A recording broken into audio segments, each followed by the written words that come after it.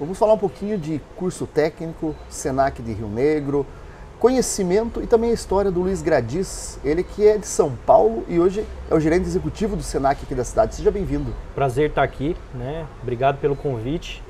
É sempre uma honra estar aqui conversando com vocês.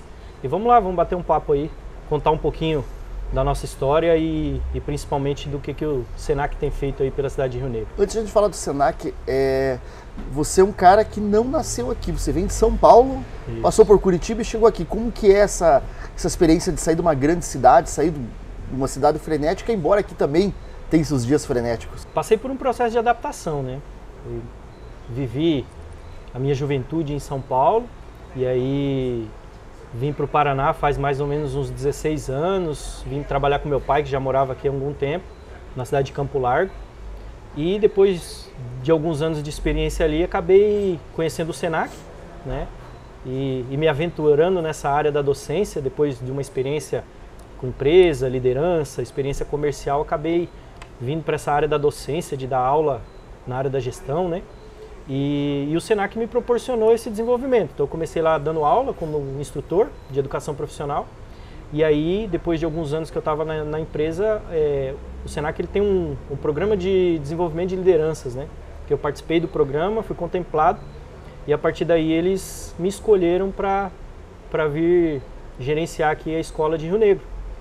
E foi uma grata surpresa, aceitei de pronto, mas confesso que quando eu cheguei aqui tive um baque assim, né? Porque a vida inteira morando em São Paulo, cidade grande, depois Curitiba. E aí chegar em Rio Negro aqui, uma cidade pequena, para a gente se adaptar leva um tempo. Mas eu costumo dizer, Robson, que quem mora em cidade grande tem mais facilidade de se adaptar em cidade pequena do que o contrário, né? Hoje, depois de 5 anos aqui em Rio Negro, não penso mais em ir embora. Não quero mais saber de cidade grande, de trânsito, de correria. A qualidade de vida que uma cidade um pouco menor proporciona é muito bom, né? Para a gente trabalhar, para educar nossos filhos. E assim, não é uma cidade pequena, né?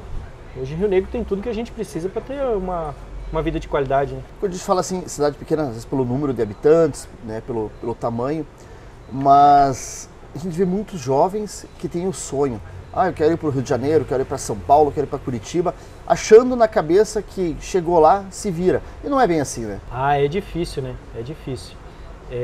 Eu confesso que eu não tenho mais muito desejo de voltar, principalmente para São Paulo, porque é muita loucura, é muita correria, tudo é muito longe, né? São Paulo é uma cidade muito grande, a gente perde muito tempo na locomoção. Hoje, esse tempo que a gente perde em locomoção em São Paulo, aqui a gente pode fazer uma atividade física, a gente pode ter uma atividade de lazer, a gente pode estar mais tempo perto da nossa família, e eu acho que isso que a gente perde muito na cidade grande. E o jovem é aquela loucura, né? Eles têm energia, eles querem algo novo. Eu acho que, de repente, sair por uma experiência de uma cidade grande traz muito know-how, mas muita dificuldade, né? Muita dificuldade. Se não tiver alguém com certa experiência para dar alguma orientação, para ajudar, vai passar apuro, né? Aqui você deve ter percebido que, diferente de São Paulo, diferente de Curitiba, as pessoas se conhecem pelo nome. Lá no bar do fulano, lá no mercado do ciclano. Essa cultura que não tem na cidade grande, né? É uma pessoa, é só mais um. Sim. É muito automático, né? Aqui existe esse vínculo. Sim, isso é muito legal. Esse vínculo na cidade grande se limita ao bairro que a gente mora, né? A escola que a gente estuda. Então, partiu dali, você é só mais um, né? Então, eu cresci em Diadema, né? Que é uma cidade do Grande ABC ali, como seria uma cidade da região metropolitana de Curitiba, que é tido como uma das menores cidades da região metropolitana, tem 500 mil habitantes. Né? Então, você é só mais um, você é só mais um número, né? Para aqueles que gostam mais do anonimato, é legal. Agora, para quem gosta desse vínculo da cultura, né, de estar junto com as pessoas que você conhece, a cidade pequena proporciona isso. Você está andando na rua, as pessoas te conhecerem, te cumprimentarem, né? E Rio Negro sempre foi uma cidade muito acolhedora, né? Então, é muito legal estar aqui. Por isso que eu falo, hoje, 5 anos depois, eu já me sinto rionegrense e não tenho vontade de ir embora, não. Faz jus aquele ditado, quem bebe água do Rio Negro não vai mais embora? Isso daí, quando eu cheguei aqui, escutei isso e olha, para mim fez jus. E bebeu água do Rio Negro? Não, não literalmente. Mas não tenho vontade de ir embora, é uma cidade muito legal. Né? Rio Negro, Mafra, né? Que aqui, para nós de instituições igual o Senac, por exemplo, ou para a prefeitura, a gente sabe que tem essa divisão. Mas para a maioria da população é tudo uma cidade só. E essa integração das cidades, essa idiosincrasia de você em 5 minutos estar em outro estado, né? Toda essa cultura é muito legal. Prova disso que você mora onde? Em Rio Mafra. Rio Mafra. Rio Mafra, não legalmente falando, mas na nossa cultura, Rio Mafra, a nossa cidade é Rio Mafra. Né? Sim, sim. Para a população em geral é Rio Mafra, né? Você pode ver. Comércio em geral, a maioria dos estabelecimentos começa com Rio Mafra Mix, né? Um bom exemplo. Um bom exemplo, porque são cidades irmãs e estão juntas, né? Para a população é uma coisa só. Falando um pouquinho do Senac, da sala de aula, como que foi o desafio de você se tornar um professor? Você ir para a sala de aula e você encarar uma turma, você chegar lá na frente e dividir teu conhecimento, qualificar, encarar situações, às vezes, inesperadas. Olha, é uma história um pouco curiosa, porque eu nunca pensei em dar aula, né? Na nossa juventude lá em São Paulo, pensar em fazer uma faculdade já era algo distante, né? Era muito difícil. E aí vim para o Paraná, comecei a trabalhar, entrei na faculdade, mas nunca com a pretensão de ser um docente ou de achar que eu pudesse ensinar algo para alguém. E a gente estava sempre buscando conhecimento para melhorar, para crescer profissionalmente, né? Quando eu trabalhava na Nestlé, na área comercial e a gente pensando em ascender dentro da maior indústria de alimento do mundo, não dava para ser sem estudo, então a gente foi correr atrás de faculdade e tudo. E na graduação que eu comecei a me destacar nas apresentações de trabalho, às vezes montávamos grupos de estudo para conseguir estudar e se desenvolver na graduação. E o pessoal falou, pô Luiz, você tem o tino pro negócio, você seria um bom professor. E eu lembro que na matéria de matemática financeira, normalmente é uma que o pessoal tem bastante dificuldade, e a gente montou um grupo de estudos lá e eu acabei ajudando o pessoal a conseguir passar na matéria e tal, e é ali que me caiu a ficha. Eu falei, poxa vida, eu acho que num futuro bem distante aí pode ser que eu dê aula. Mas o meu pensamento era continuar na minha carreira profissional, investindo e mais para frente fazer um mestrado para iniciar. Mas uma vez eu estava no meu trabalho e buscando outras alternativas, eu abri o site do Senac, que inclusive foi apresentado a mim por um professor que eu tinha, que era professor na faculdade e trabalhava no marketing do Senac. E ele vivia levando os cases do Senac e tal. Eu falei, poxa vida, e eu no site do Senac estava lá o trabalho conosco e tinha uma vaga lá de instrutor de educação profissional. E eu abri de curioso e comecei a ler os pré-requisitos. Eu falei, nossa, mas poxa vida, esse currículo é o meu. Eu falei, vou lá só para ver o que dá. E aí eu lembro que eu entrei numa sala lá no primeiro dia para fazer a prova, tinha umas 50 pessoas fazendo prova, e o pessoal conversando, e aí eu sou muito observador, né, e eu observando aquele pessoal conversando, eu dou aula há tantos anos, eu faço isso, faço aquilo. Eu falei, gente do céu, eu tô perdido aqui, né? Acho que eu sou um peixe fora d'água, mas vamos embora, estamos aqui, vamos literalmente embora. Um neném na sala de aula. Que aí você começa, e aí já começa a dar aquele friozinho, fala assim, gente do céu, um monte de gente experiente aqui, o que eu estou fazendo aqui? Mas vamos pela experiência. Fiz a prova, passei, depois para a fase de classificação ali das entrevistas, eu lembro que tinha acho que umas 12 pessoas para ser entrevistado só no mesmo dia que eu. Eu falei, vamos embora. Chamei esse professor que acabei virando amigo dele, que era funcionário do Senac, pedi uma ajuda para ele para montar uma aula, porque eu nunca tinha dado aula. Fiz o processo seletivo, eu lembro até hoje, dei a aula lá, a aula experimental, e a minha avaliadora olhou para mim e falou assim, de maneira bem objetiva, qual que é a tua experiência na área docente? Aí eu, já que é para ser objetivo, olhei para ela e falei assim, essa é a primeira aula que eu estou dando na minha vida. Aí ela olhou assim assustada, eu falei, vixe, agora eu perdi, né? E fui para casa, sem pretensão nenhuma. E me ligaram e me chamaram. E aí comecei a dar aula em Curitiba, no projeto de aprendizagem, com jovens, com adolescentes, né? E aí o bichinho da educação me pegou. A hora que você está dentro da sala de aula ali, vendo que é o que você faz que proporciona o desenvolvimento. Pegar aquela molecada que chega com 14, 15 anos, que não sabe nem ligar um computador, que de celular só sabe mexer no TikTok, e você vê um ano depois aquele menino saindo de lá um profissional com competências desenvolvidas, se transformando em outra pessoa, e você saber que foi a tua contribuição que fez, não tem preço. Eu utilizei uma outra entrevista também com um profissional de educação. Hoje o jovem sabe mexer no celular muito bem, liga o computador, navega na internet, e às vezes o pai e a mãe acham, não, meu filho entende de informática. E não é bem a realidade, né? Não, e eu vou mais além, Robson. Eles não sabem mexer no celular.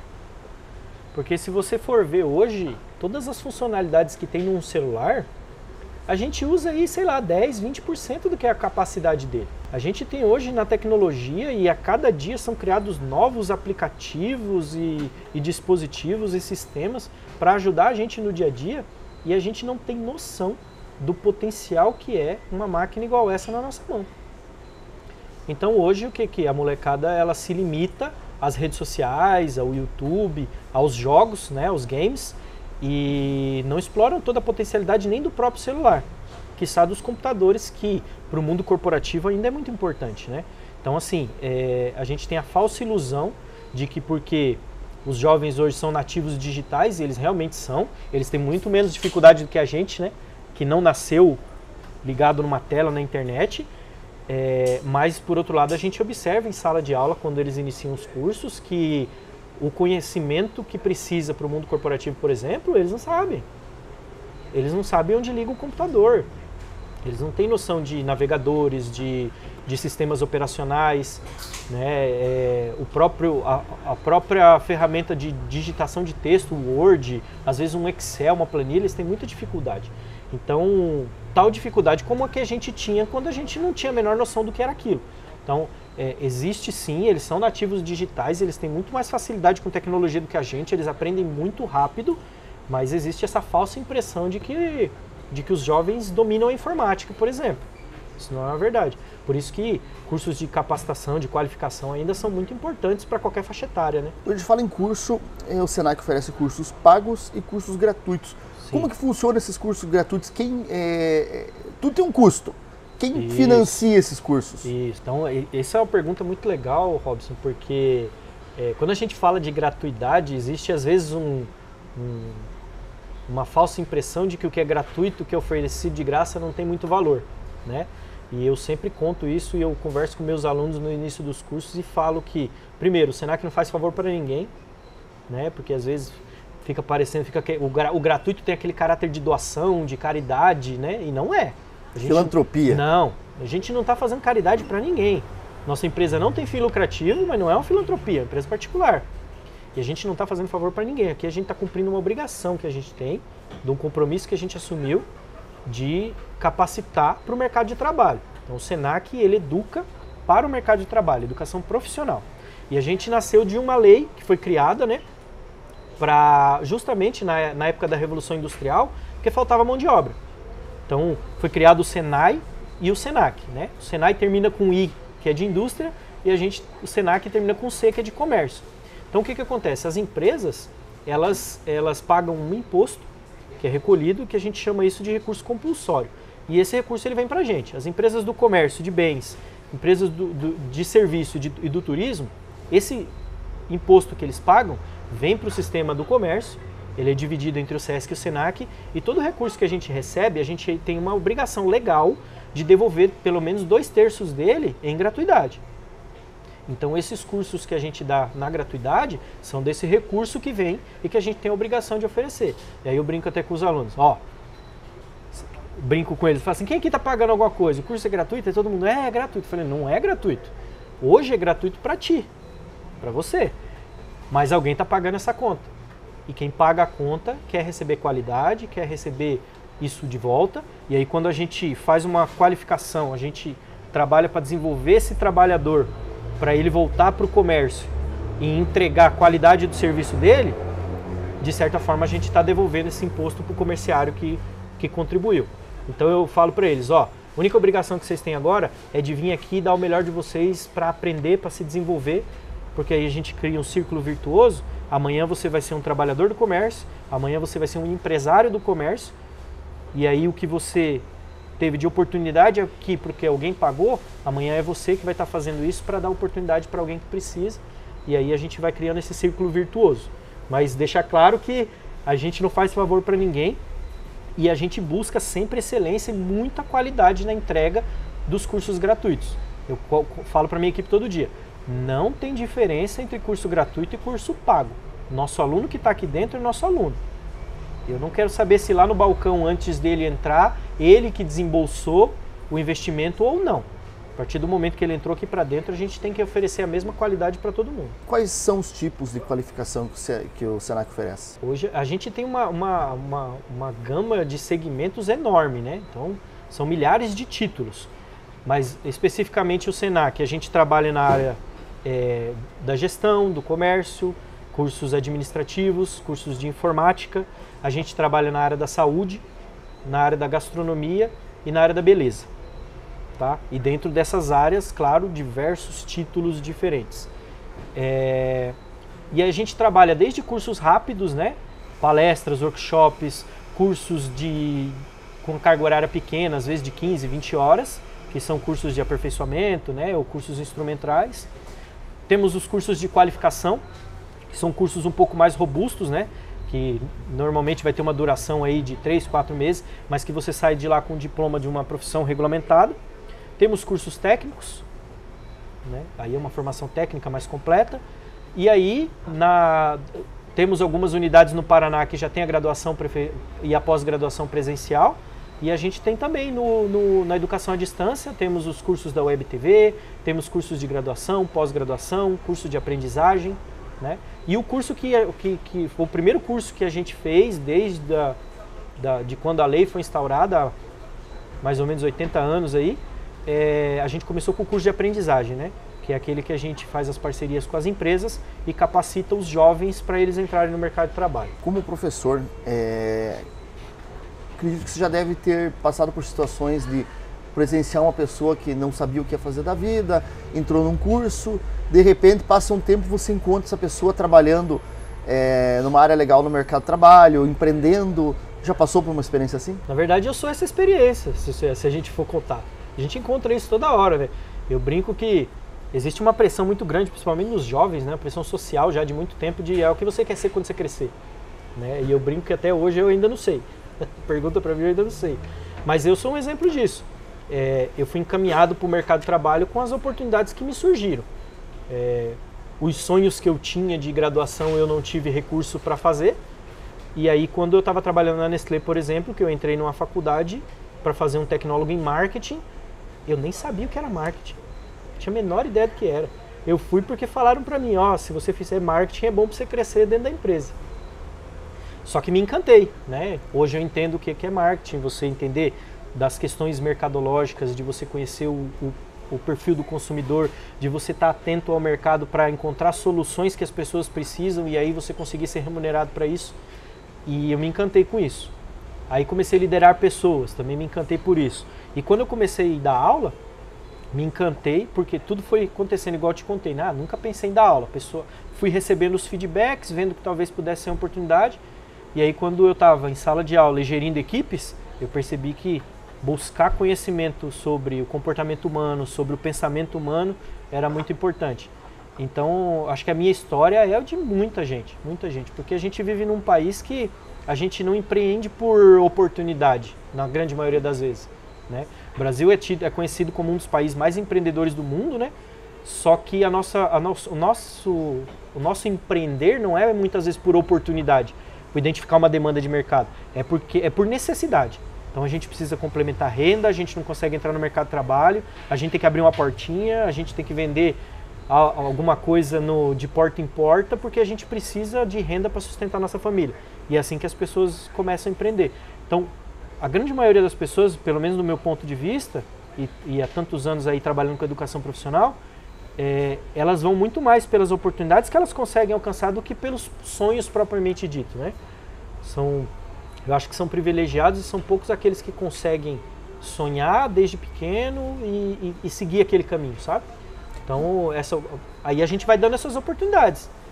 Então, acontece muito de um aluno hoje está fazendo um curso na área da saúde, amanhã está fazendo um curso, o mesmo aluno fazendo na área da gastronomia, na área da beleza, e uma hora ele se encontra, né? E quando você vê que esse aluno se encontrou, é gratificante? Nossa, mas é aí que não tem preço, né? É aí que não tem preço. Claro que A gente não sai de casa para trabalhar se a gente não souber que no final do mês vai cair a nossa remuneração. Ninguém é hipócrita de dizer isso. Mas o valor que agrega na nossa vida quando a gente sabe que a gente está conseguindo contribuir com a vida do outro é fantástico. E quando a gente vê, teve um depoimento que eu nunca mais vou esquecer de um curso que a gente fez, um curso de cuidador de idoso, Robson. Foi sensacional, até me arrepio quando eu lembro. Uma senhora, já, ela a vida inteira foi dona de casa, o marido era caminhoneiro, e ela nunca teve a experiência de ter o próprio dinheiro. Né? Ela era dona de casa e o mantenedor do lar era o esposo. E o esposo se acidentou e estava afastado pelo INSS, estava acamado, e ela fez o curso de cuidador de idosos com a gente para cuidar do esposo. E aí a gente terminou o curso ali meados de fim de novembro e dezembro de um ano, e a gente fez uma formatura para eles, que foi uma parceria com a prefeitura também, e a gente fez uma formatura para eles, se eu não me recordo, em janeiro. E quando eles voltaram para a formatura, ela deu esse depoimento falando que, e se emocionou, falando que foi a maior alegria da vida dela, ela ter podido, com o próprio dinheiro, com o dinheiro que ela ganhou fazendo freelancer, cuidando de uma idosa no Natal e na virada de ano, que a família teve que viajar e ela ficou cuidando dessa idosa, por conta da capacitação que ela fez, ela conseguiu com esse dinheiro comprar o material escolar do filho. E ela se emocionou falando que foi uma das maiores alegrias da vida dela. E que foi graças ao curso que ela fez que ela conseguiu, depois de uma vida inteira, poder ter a dignidade de comprar alguma coisa para o filho dela com o próprio dinheiro. Isso não tem preço. Eu imagino. Gradis, muito obrigado por dividir com a gente toda essa história, né? A gente resumir essa história, porque imagina que essas histórias são longas. Não. E sinta-se sempre com as portas abertas do Rio Mafra Mix, para a gente dividir histórias, contar experiências, divulgar os cursos do Senac, para quem está nos acompanhando e ainda não conhece o Senac, como que pode ter mais conhecimento sobre isso? Então, eu estava até comentando contigo em outra oportunidade que a gente estava conversando, que apesar do nosso esforço de divulgar, né, apesar da qualidade de tanta gente que sai de lá e eu sei que fala bem da gente, tem muita gente em Rio Negro que ainda não conhece o Senac. Agora em junho a gente vai fazer 6 anos da inauguração da escola aqui em Rio Negro. E ainda me deparo, ainda encontro com pessoas na rua ou no próprio Senac que se encantam com aquele lugar, com a nossa estrutura, com a qualidade dos nossos estudos e falam, poxa vida, eu não sabia. Então, agradecer de novo, né? Rio Mafra Mix é um parceiro desde sempre, desde que a gente veio para cá, você, com o Douglas, nós são amigos aí, né? E a gente está sempre junto. Agradecer a oportunidade, o convite e dizer, você que está aí nos assistindo, que vá lá tomar um café com a gente no Senac, a gente fica ali, o nosso prédio fica atrás do Colégio SESI, ali na Estação Nova. Né? Visite o nosso site no www.prdeparaná.senac.br, lá você escolhe a nossa unidade em Rio Negro e vai estar lá à tua disposição todos os cursos que a gente está ofertando. E ajude-nos a divulgar, né? É você contando para as pessoas que a gente está lá e que a gente tem muito curso de qualidade que vai ajudar a gente expandir o que a gente quer. Que a gente tem muita coisa para fazer. Só esse ano vai ser em torno de um investimento de R$2.400.000 na unidade de Rio Negro, em curso, em capacitação, em qualificação. E tem muita gente que eu sei que quer, que eu sei que precisa, que eu sei que tem o desejo, mas que ainda não conhece a gente. E que depois que passa, olha lá pra gente e fala, poxa vida, eu não sabia, perdi a oportunidade. Então, agradecer de novo, porque esse espaço aqui no Rio Mafra Mix é o que faz a gente crescer e continuar fazendo o que a gente quer, o que a gente gosta, que é desenvolver as pessoas e trazer desenvolvimento para a cidade. Agradeço. Muito obrigado. Meu amigo, obrigado. Tamo junto. E para quem também nos acompanha, a cada curso que é lançado, a cada turma gratuita, a gente sempre está divulgando lá no Rio Mafra Mix, fica ligadinho. E na próxima quinta, a gente retorna com mais um bate-papo, pão de queijo, café, em algum posto da rede MS7.